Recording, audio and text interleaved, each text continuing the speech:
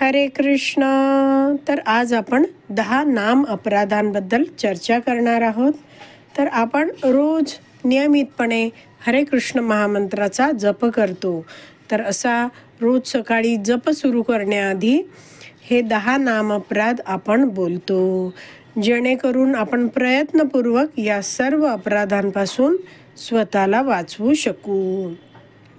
तर पहिला नाम अपराध आहे नामाचा प्रचार करणाऱ्या महाभागवतांची निंदा करणे. तर जे भक्त पूर्णपणे हरिनामाचा आश्रय घेत आहेत आणि भगवान श्रीकृष्णांच्या भक्तीचा प्रचार करीत आहेत, अशा भक्तांची निंदा करणं हे काय आहे? हा एक नाम अपराध आहे. खरं तर आपण कोणत्याही भक्तांची निंदा करणं हे अयोग्यच आहे.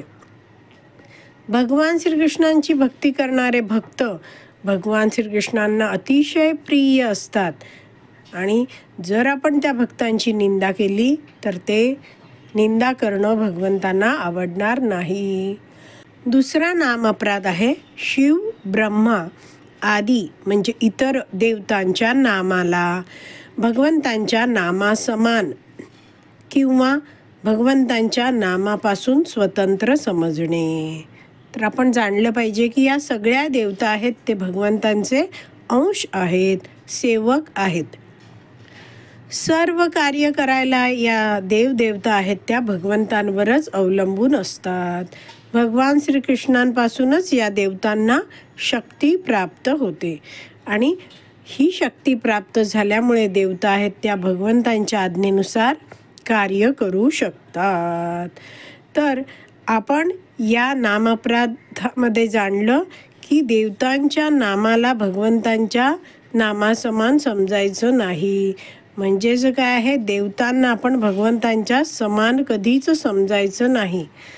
तर आपण नीटपणे जाणून घ्यायचं की भगवंतांचे सगळ्या देवता आहेत ते काय अंश आहेत. जसं आपण म्हणतो ना की जीवेर स्वरूप है कृष्णेर नित्यदास. आपण सगळे जीव आहोत आणि आपण भगवंतांचे नित्यदास आहोत. तर हे देवता सुद्धा आहेत, ते सुद्धा आपल्यासारखेच जीव आहेत. या देवता आहेत त्या भगवान श्रीकृष्णांच्या सेवक आहेत आणि भगवंतांच्या आज्ञेनुसार ते या जगतात वेगवेगळे कार्य करू शकतात. तर अशा देवता आहेत त्यांना भगवंतांपासून स्वतंत्र सुद्धा आपण समजायचं नाही आहे, कारण प्रत्येक गोष्टीसाठी या देवता आहेत त्या भगवान श्रीकृष्णांवर अवलंबून असतात. म्हणजेच काय, देवतांना भगवंतांसमान समजायचं नाही आहे, कारण देवता या भगवंतांचे अंश आहेत, दास आहेत. दुसरं म्हणजे देवतांना भगवंतांपासून स्वतंत्रही समजायचं नाही आहे, कारण देवता सर्व कार्यांसाठी भगवंतांवरच अवलंबून आहेत. त्या स्वतः स्वतंत्रपणे कोणतंही कार्य करू शकत नाहीत. तिसरा नाम अपराध आहे आध्यात्मिक गुरूंची अवज्ञा करणे. तर हे जे आध्यात्मिक गुरु आहेत त्यांच्या मार्गदर्शनामुळेच, कृपेमुळेच आपण भगवान श्रीकृष्णांची भक्ती करू शकतो, भगवंतांचं प्रेम प्राप्त करू शकतो. तर भगवान श्रीकृष्ण आणि एक शिष्य यांना जोडणारा दुवा म्हणजे कोण आहेत? आध्यात्मिक गुरु आहेत. अशा आध्यात्मिक गुरूंना साधारण समजून त्या गुरूंच्या आज्ञांचं उल्लंघन करू नये. चौथा नाम अपराध आहे वैदिक शास्त्र प्रमाणांचे खंडन करणे. तर वैदिक शास्त्र हे काय आहे? भगवंतांचे जे शक्त्यावेश अवतार आहेत श्रील व्यासदेव यांनी लिहिलेलं आहे. तर वैदिक शास्त्राचं ज्ञान प्रथम भगवान श्रीकृष्णांनी ब्रह्माजींना दिलं. ब्रह्माजींनी हे ज्ञान नारद मुनींना दिलं. नारद मुनींनी हे ज्ञान आपला शिष्य व्यासदेव आहेत त्यांना दिलं आणि व्यासदेवांना आज्ञा दिली. त्यामुळे व्यासदेवांनी सगळं वैदिक शास्त्र आहे ते लिखित स्वरूपात आणलं. तर आपण सगळे जीव आहोत, त्यांच्या कल्याणासाठी हे वैदिक शास्त्र उपलब्ध करून दिली आहेत. या वैदिक शास्त्राचा अभ्यास आपण अधिकृत गुरुशिष्य परंपरेतील भक्तांकडून करून घेऊ शकतो.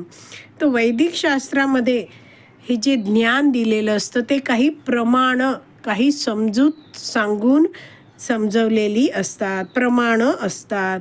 तर त्या प्रमाणांचं खंडन करणं किंवा वैदिक शास्त्रात ज्या काही गोष्टी सांगितल्यात त्यांच्यावर शंका घेणं हे कसं आहे? अयोग्य आहे. तर हरिनामाचं महत्त्व सांगणाऱ्या वैदिक शास्त्रांची निंदा करणं हा एक नाम अपराध आहे. 5वा नाम अपराध आहे हरे कृष्ण महामंत्राच्या जपाच्या महिमेला काल्पनिक समजणे. म्हणजे कुणी जर हरिनामाच्या जपाचा महिमा सांगत असेल तर ती जी महिमा आहे ती महिमा म्हणजे एक कल्पना आहे असं म्हणणं किंवा हे सगळं अतिशयोक्ती आहे असं म्हणणं हे काय आहे? अपराध आहे. तर आपण हे पहिले 5 नाम अपराध जाणून घेतले आहेत. आज इथेच विराम देऊया. हरी बोल.